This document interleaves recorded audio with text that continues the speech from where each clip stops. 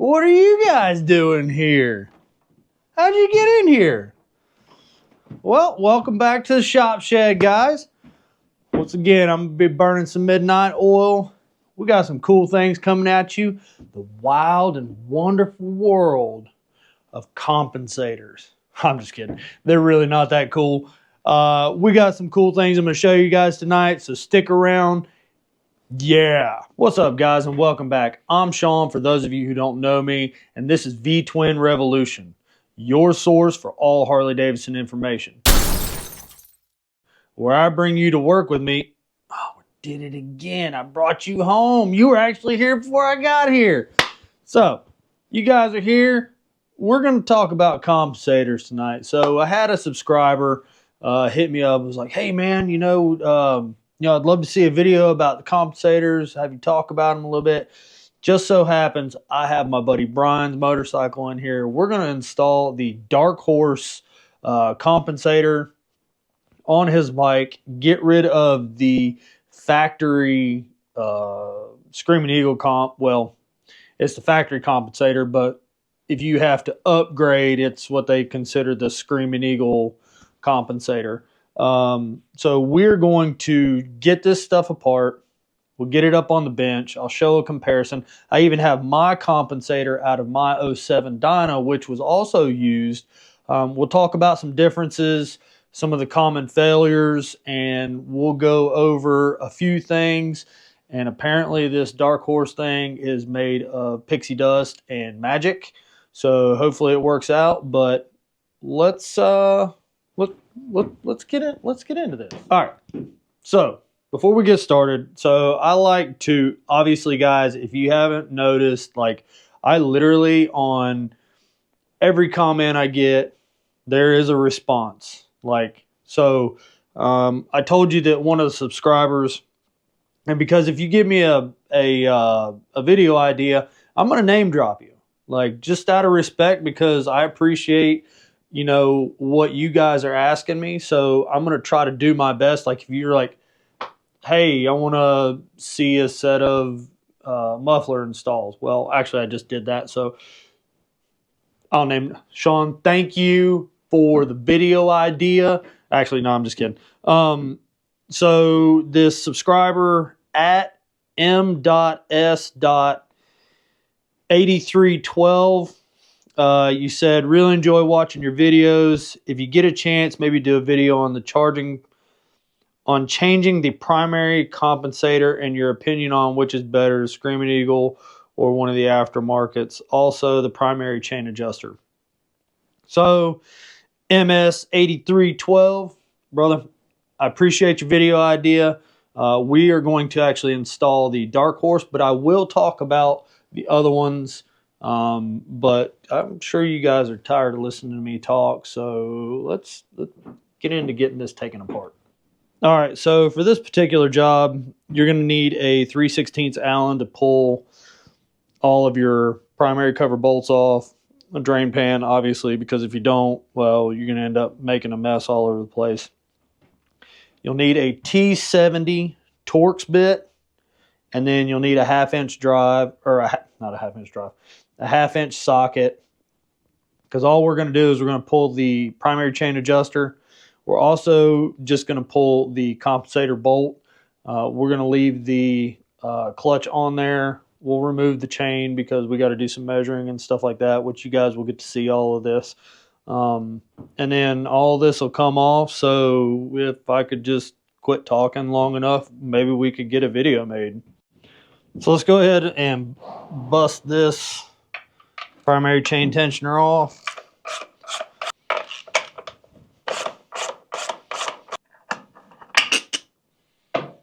Let's get that off.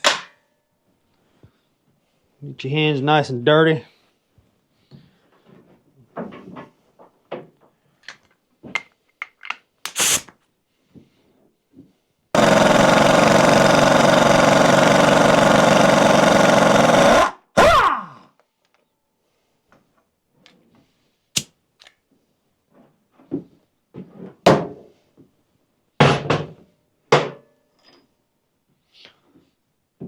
Never reuse these.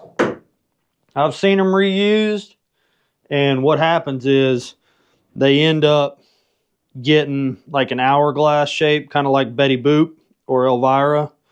You get a nice little hourglass shape right here. And they can stretch, and I have seen these break. I've seen these break. I've seen the old style break.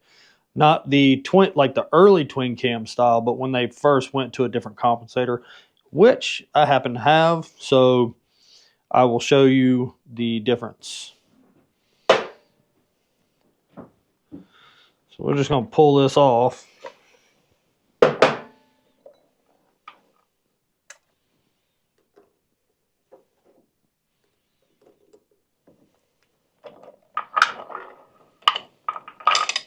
Get your chain off.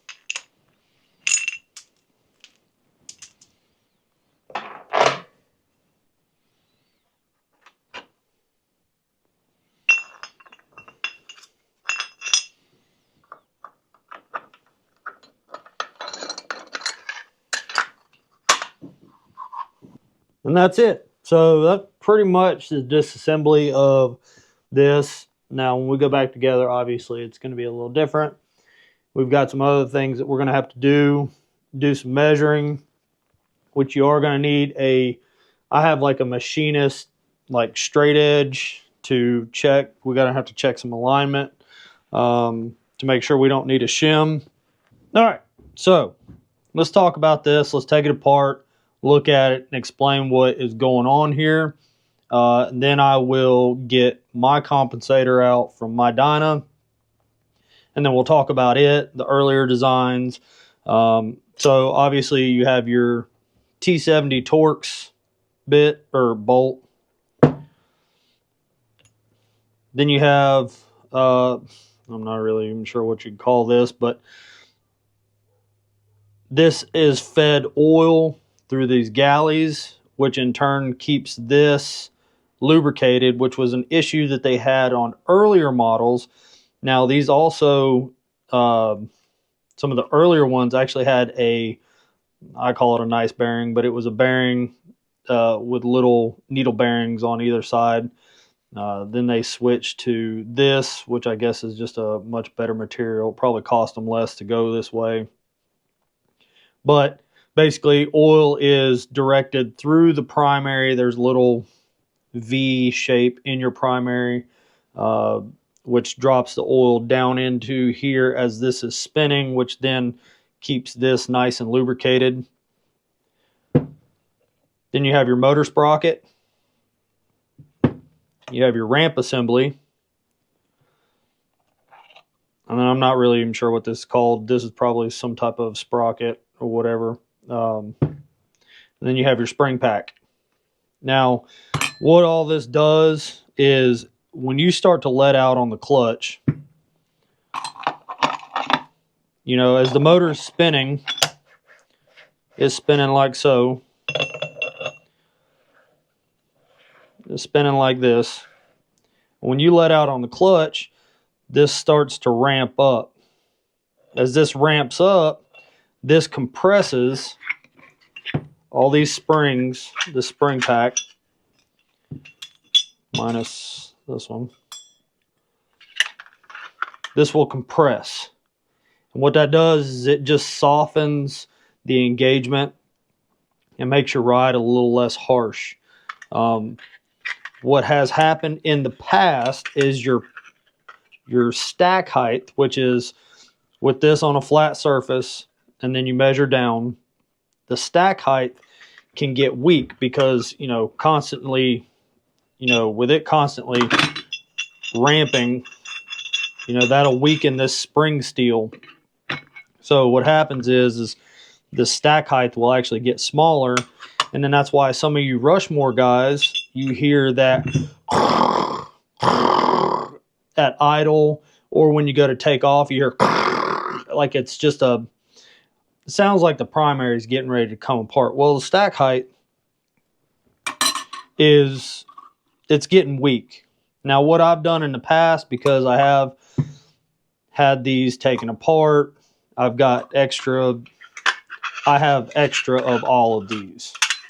What I've done in the past is I will take an extra one of these and I'll just put it on the back side. So then I have 3 of these medium-sized ones together, which only increases the compression, and it actually quietens it up some. Now you also will get on the earlier models, the splines will wear on this. This will start to wear. So I mean, there are a bunch of wear items on here. These ramps and these ramp guides, and then these ramps will actually, like, they'll start to wear. And, you know, so there's a lot of wear components going on here, which is why, you know, when you pull your primary drain plug, you see metal.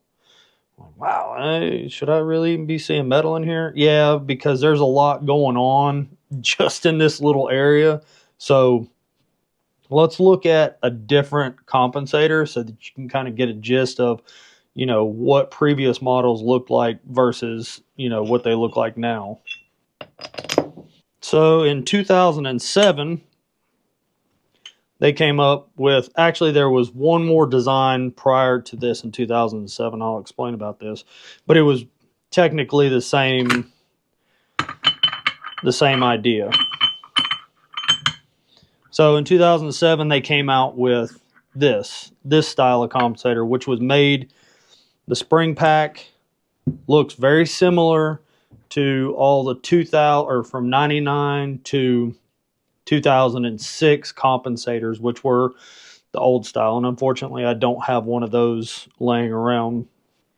But they went to this style in 2007. Now, prior to this design, where this is actually like welded on, they used to have them bolted, and what was happening is these bolts were backing out, and it would destroy your stator windings, and it would destroy the magnets and all that stuff. Then what started happening after that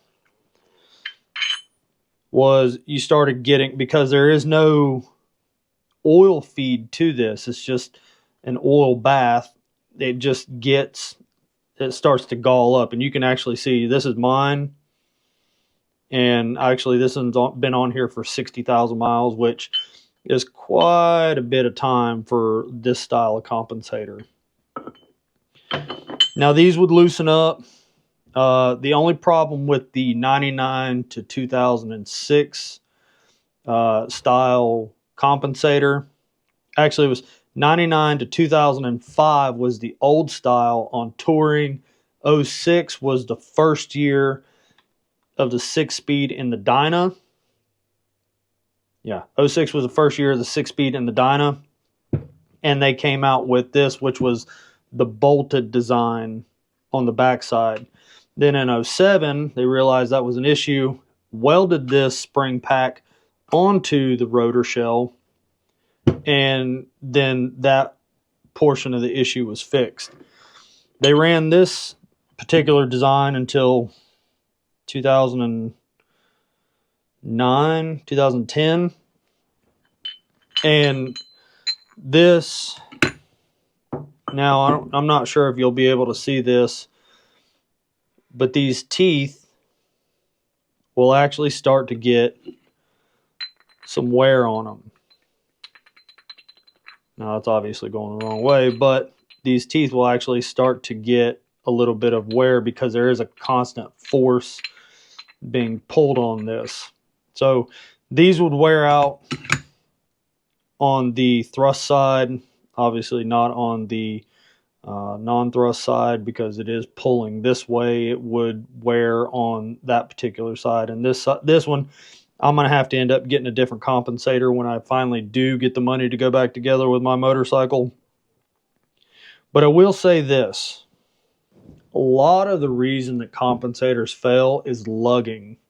Guys, I can't tell you, you know, yeah, it's cool to like putt around, but you really need to keep those RPMs up, because lugging, not only is it hard on everything else, but it's really extremely hard on these primaries. And that's one reason why this particular my style of compensator hasn't failed yet, because in no shape or form has this motor ever been lugged. It's kind of on the other end of that spectrum, like way far. I mean, obviously you saw the carnage on the video that I made about my motor being blown up, blowed up, whatever you want to call it. Same thing goes with these. So these new styles, the biggest problem with these new styles, and I've only seen it so far on soft tails. On the new styles, these ramps actually break. Like, it'll bust into like 8-10 different pieces. Moonshine Harley Davidson, I have seen a couple of their stuff. They say they've got a titanium one that won't break. I can't verify that, but I have seen that they do offer a titanium version of this, just to kind of help keep it from breaking. Because like I said, the Softail models, for whatever reason, they break them. I haven't seen a touring bike do it. Not yet. Not to say that there hasn't been one done or hasn't had one done. But so that's pretty much the compensators in a nutshell, how they work. I mean, basically all they are is, once you start to let out on the clutch, that clutch is trying to force the bike, and then that's compressing that spring pack so that it eases the transition from being stopped to a go, or stop and go traffic when you're on and off the clutch. It's constantly doing like this. So that's it. Now what we have, y'all ready for some magic? And my watch just told me it's my bedtime. So this is the Dark Horse, one from Man of War, I think, or Dark Horse Company, Dark Horse Motor Company, Man of War, whatever. This is a contained unit. Basically, it's built similar to the old style compensator, I believe, by looking at the instructions. I'm hoping, I mean, it's a pretty heavy duty unit. I mean, this thing's heavier than this deal. Yeah, this is a lot heavier duty. And hopefully this thing lives up to what it's, all the money it's cracked up to be, because I believe this thing's pretty expensive. So we're going to get some things installed. We're going to do some measuring. We're done jibber jabbering. And yeah, so before I go, if you're liking this content, please hit like and subscribe. Give it a dirty thumbs up. Help me grow this channel, because if it wasn't for you, I wouldn't be doing this. And I'm really just trying to get some solid information out there to help you guys in your journey, whether you're just wanting to learn more about Harleys, or whether you're wanting to make sure that when you do work on yours, you're not making a mistake. You're going into it a lot more confident. So just hit that notification bell, hit like, hit subscribe, hit GoFundMe, hit all the other little buttons that might, I don't have a GoFundMe. Although I probably should start one, because I'm going to tell you what, fixing this motorcycle is going to cost me about $6,000. So, and that's at my cost. Imagine what it would be at your cost. So let's get set up over here, and we're going to do some measuring. We're going to put things back together, and yeah. All right. So in the instructions, torque this down to 20 foot-pounds. It does come with a pack of shims if we need it. I went ahead and pre-measured this to try to figure out exactly what was going on. But now that I know, I'm going to walk you guys through it. So with your nice straight edge, and this is a machined straight edge, basically you're going to set that on there. You're going to go from here to here. So all you're trying to do is you're just trying to check and make sure their spec is no more than 25 thousandths. Once we get, get this set up. So you put that across the teeth and let that ride down. When I measured it, I had like 15, I think, is what it was. And so, I mean, that is pretty spot on. It falls within their specs. So now that we've got that done, you don't need to do anything. We're going to take this back off. We'll get the chain on, and then we will put the new comp bolt in and torque this down. Now, when you're going back together with this does have an oil galley, so that does go against the compensator so that when the oil is directed through that trough that is on the primary, that it goes down and it actually directs the oil to that into that trough, and then it actually lubricates the inside of the compensator. Okay, so day 2, action. I gotta admit something. So I kind of made a boo-boo and told y'all something that wasn't accurate.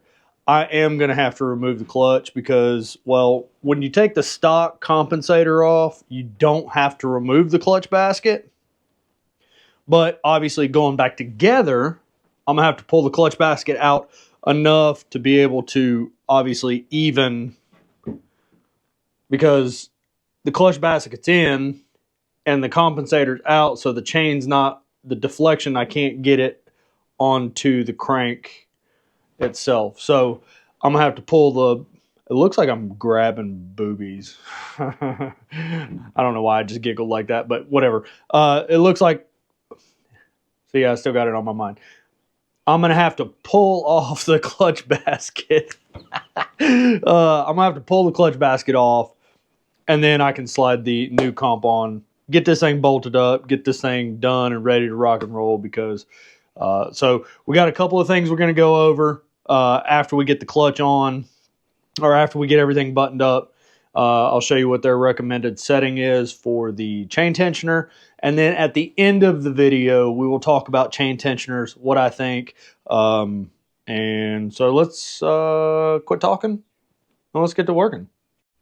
All right, so we're going to start by, we're going to remove the snap ring in here, pull this out, and then I will get the clutch hub nut off. We'll get that cleaned up. I'll show you why you should clean this up. We'll talk about that, and then we'll get all this put back on and good to go.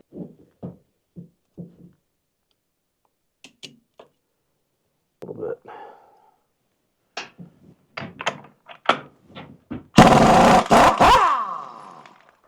So now that the clutch basket's free to come off a little bit, we'll get this on there like so. Come on. There we go. Come on, girl.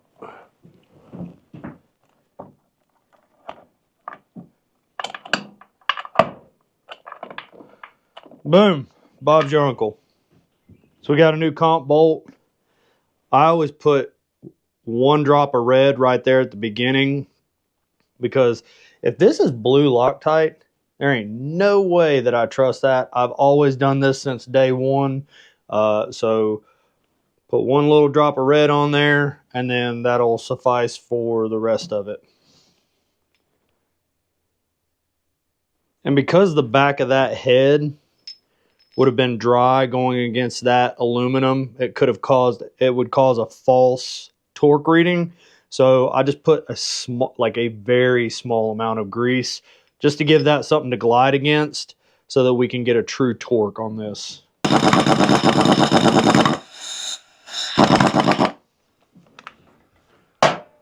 So obviously I'm not giving that any ugga-duggas. All I'm doing is just running that in. Saves me time.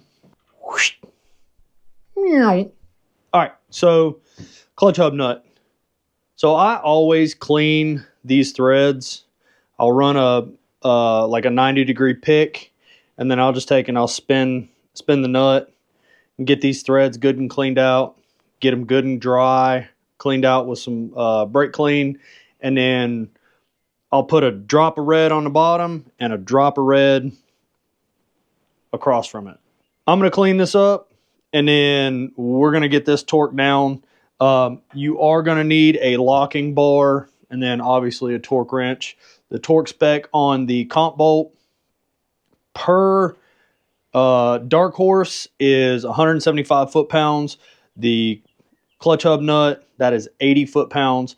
So we're going to use our locking bar, lock it, torque it, and then we will get the primary chain guide or primary chain tensioner installed, and then we'll go through their setup.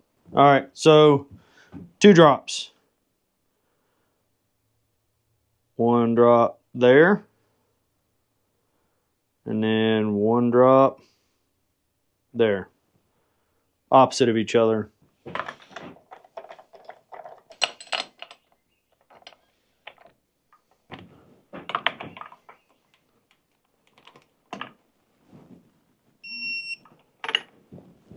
$80 foot-pounds. Flip your locking bar to where it'll stay for a hot minute.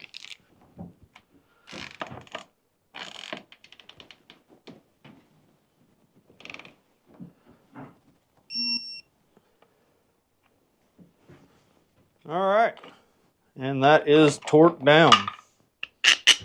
All right, so your primary chain adjuster, the easiest way, because you're not going to have this thing that I've got, and I have a bunch of these. Basically what this is when you buy a brand new primary chain tensioner, this little holder tool comes on this. What you're going to do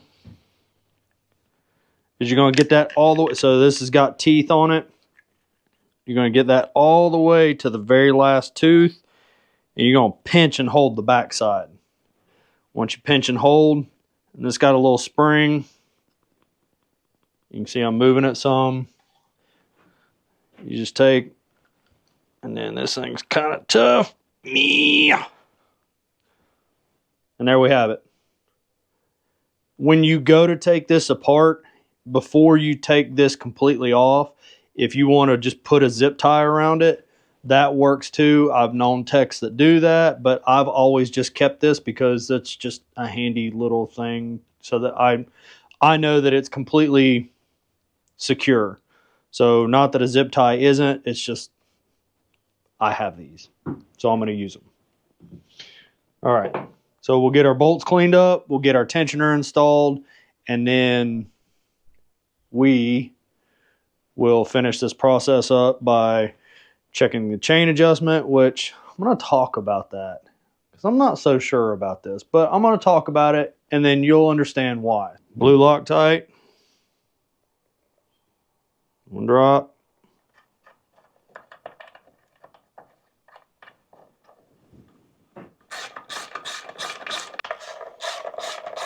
These 2 bolts are 25 foot-pounds.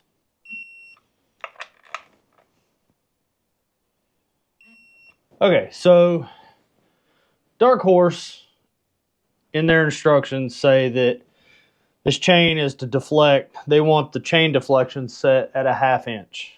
So we're going to get a measuring tool, but we're going to talk about this for a minute. So they want your tool, or they want your chain deflecting only a 1/2 inch. I find a flaw in that, and the only flaw being is this is an automatic chain tensioner. And no matter what I set it at, if the chain is doing like this, and this sees that it needs to go, like, it doesn't really see, but it'll ratchet up on its own as it finds where it needs to live, and it'll live there until the chain gets loose again, and then it'll ratchet up, and and it keeps doing that. So I'm going to do it by what their recommendations are because, if you follow the instructions and something fails, then at least I got video evidence. I didn't even think about that. Like, hey, I made a YouTube video of this and it still failed. So by doing all of this, I'm kind of like CYA-ing myself in efforts for it not to go above their recommended chain deflection. I'm just going to hold on to this, and then I'm going to slowly like let that come up, and then we're going to check the chain deflection. All right, so I'll leave it here at 1 inch. I'm not even touching, so we'll come down to 2 inches. I'm right at the bottom of the rivet. That's pretty much 1/4 of an inch.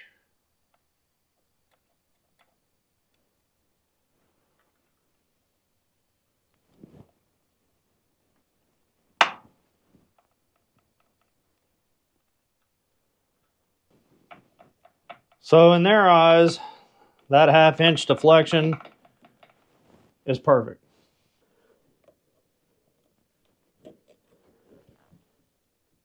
All right, snap rings in.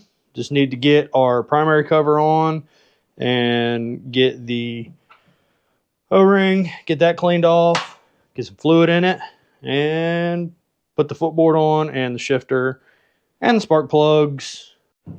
All right, so I was cleaning up. So we have the primary cover gasket on. We're going to slip the primary cover on. I'm going to get everything torqued down, and then we're going to get everything put back together, and then fire. Oh, and I got to put fluid in it. Then we can fire it up.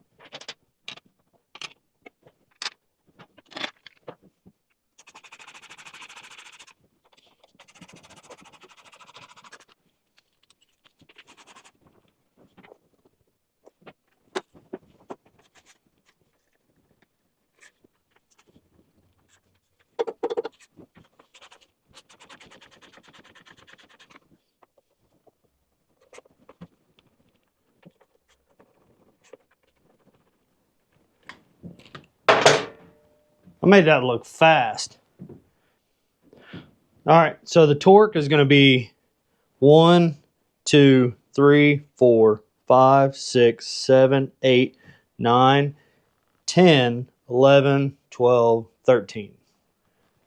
And I hope I didn't miss one, because then that made me look stupid. So 120 inch-pounds.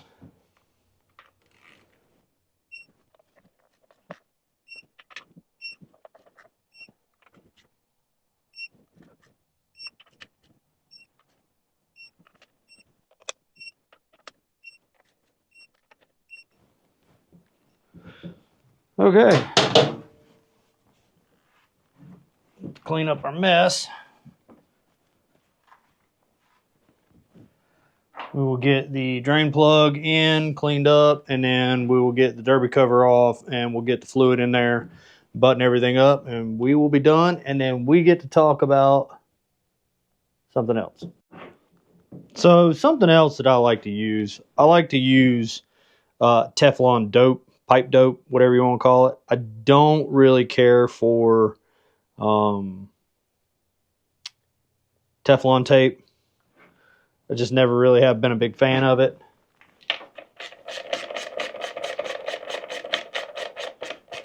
And these things, so if you'll ever notice, like throughout the course of any video that I do, if I do a video on servicing a bike or whatever, like I'll always have a 3/8 drive ratchet, and it's a 5/8. I never use the 1/4 inch unless it's a soft tail, like a twin cam soft tail, because you got to be able to get to that drain plug. But when I go to tighten, I will choke up on the head because I have less leverage than if I'm way out here. Then I can really crank this down, and then I can smash the O-ring, and then what's the point of putting the O-ring in? So I will always choke up on the head, and then boom, it's tight. Like it doesn't have to be German tight. It just needs to be like somewhat tight. Shit, T27.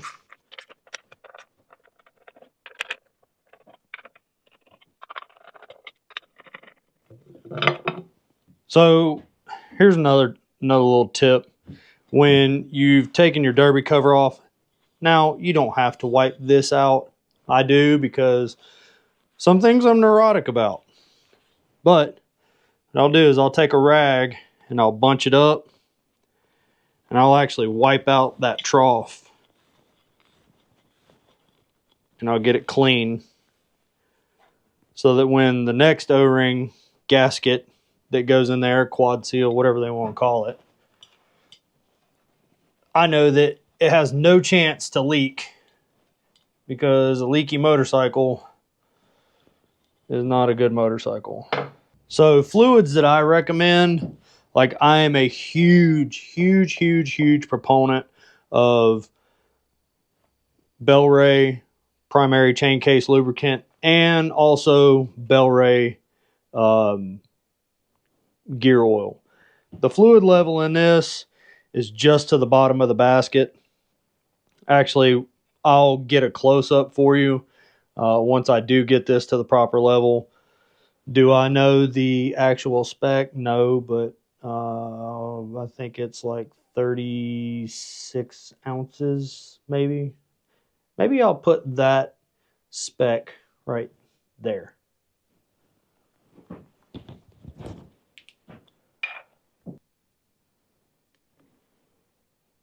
Let's go in for a closer look. You can see that is just at the bottom of the clutch basket.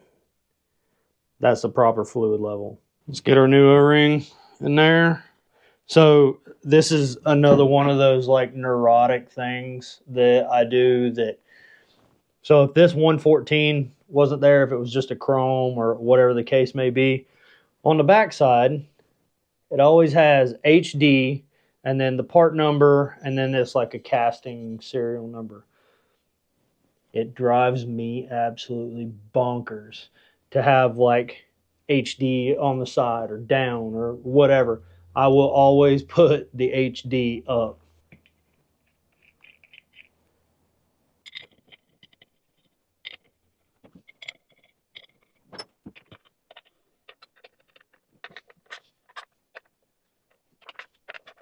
The torque on this is 84 to 108 inch-pounds. And y'all watch this. Beep. Beep. Beep. Beep. Beep. That's a calibrated forearm right there. All right, guys, so that about wraps it up. Like, I didn't want to bore you with the details of me, like, really putting this thing completely back together. I'm sure you guys have all seen that before. What I do want to talk to you about, though, I said there was one more thing. The last thing I want to talk to you about, which happens to be what MS 8312, yeah, MS 8312. If I got that wrong, at least I got it right at the beginning. Anyways, you guys know who I'm talking about. He asked about the chain tensioner. And I think he was also referring to the manual adjuster. If you're running a race bike situation, a drag bike situation, like, by all means, run a manual chain adjuster, because you're making short passes. You're only out on the track for 10, 15 laps, that kind of thing. With an everyday cruiser, you're putting miles on it. You're going to, you're going to the mountains, you're going to the beach, you're going out west, you're going up north, you're going down south, north, south, east, west. Never eat soggy waffles. That's how you can remember north, south, east, west. Never eat soggy waffles. This automatic chain tensioner, they went through several versions of this chain tensioner. Earlier versions were, they would prematurely wear. They've switched the different types of plastic they're using. The automatic chain adjuster is perfectly fine for everyday riding. The manual adjusters were great back when you had access to, from 99, well, all the Evos, obviously, We'll talk twin cam era. 99 to 2006, 2005. Yeah, 2005. I'm sorry. Totally, I lost my mind there. 99 to 2005, it was fine for a manual adjuster because you had access to it. From 06 and up, you didn't. So, and some of these other companies, there's one, I can't remember the name of it right now. Some of these other ones where you got to add shims and it's got a little plate and then it rides up and down. Like, just stick with the Harley stuff, guys. Like, sometimes some of this aftermarket stuff causes you more problems at the end of the day than actually what you even spent on the thing. So I hope you guys got some good information out of this. I hope, that you like what you saw. If you did, again, give it a dirty thumbs up, hit that like, the share, the notification, tell your buddies, tell your grandma, tell everybody, let's grow this thing. Thank you guys. I appreciate you, and I will see